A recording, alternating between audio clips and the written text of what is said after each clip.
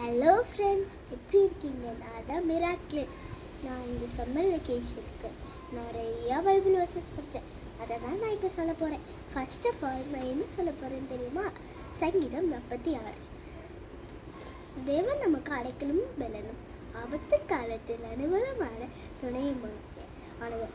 ஆகையால் பூமி நிலைமாட்டால், மலைகள் நடுச்சமுத்திரத்தில் சாய்ந்து போனாலும், அதன் ஜலங்கள் கொந்தளித்து பொங்கி அதில் பெருக்கினால், பர்வதங்கள் அதிர்ந்தாலும் நாம் பயப்படும்.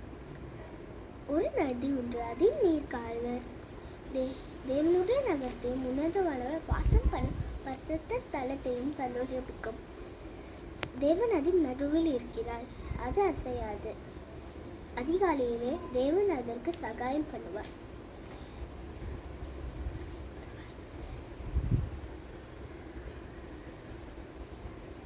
ஜாதிகள் கொந்தளித்தது, ராஜ்யங்கள் தத்தளித்தது. அவர் தமது சத்தத்தை முழுங்க பண்ணினார்.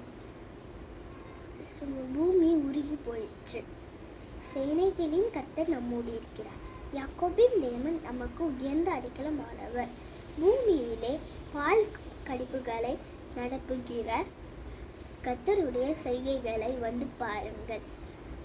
அவர் பூமியின் கலைமுனை மட்டும் யுத்தங்களை ஓயப்படுகிறார்.